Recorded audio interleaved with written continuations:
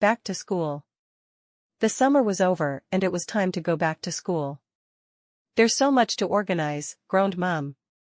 I can't believe the holidays are over.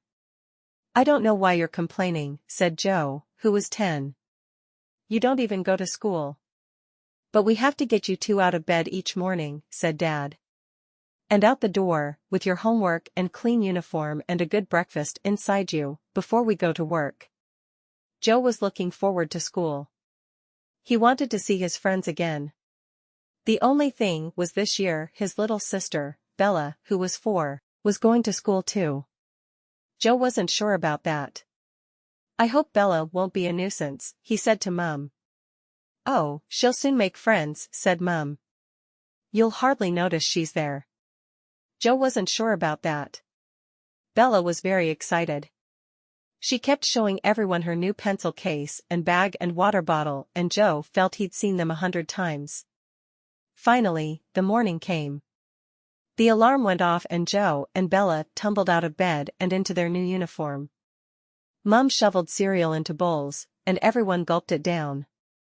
Then Dad yelled, "I'm late," and ran to get the bus, and Mum looked at her watch. Come on, kids. Let's be quick. I've got work too.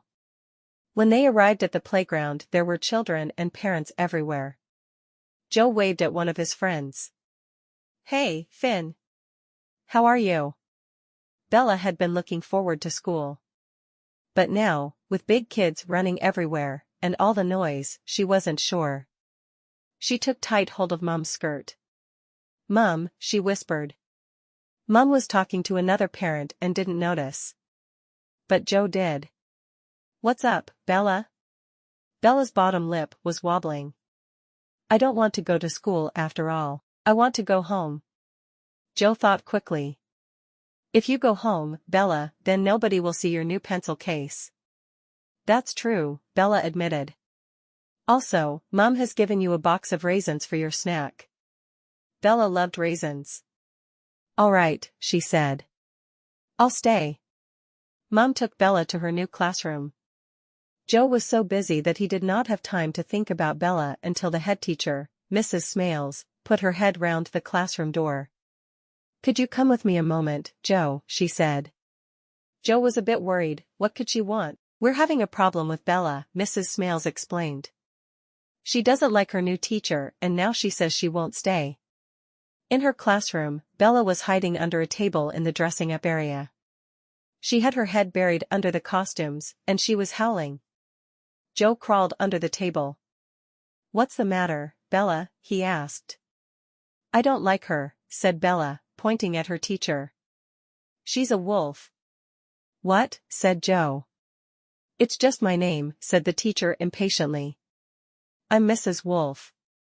She's not really a wolf, said Joe to Bella. She hasn't got a tail. How do you know? Joe groaned. He'd known Bella would cause problems at school. And she's got big teeth, said Bella. Then Joe had an idea. Even if she is a wolf, he said, then maybe she's a good wolf.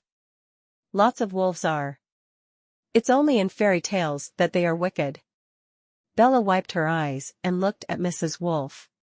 She does have nice eyes. Thank you, said Mrs. Wolf, smiling. Why don't you come out and listen to a story? Bella loved stories. She crawled out and gave her hand to Mrs. Wolf. I don't think she is a wolf after all, she whispered to Joe, otherwise she'd have claws. Joe went back to his classroom, grinning. It was going to be interesting, having his little sister in school.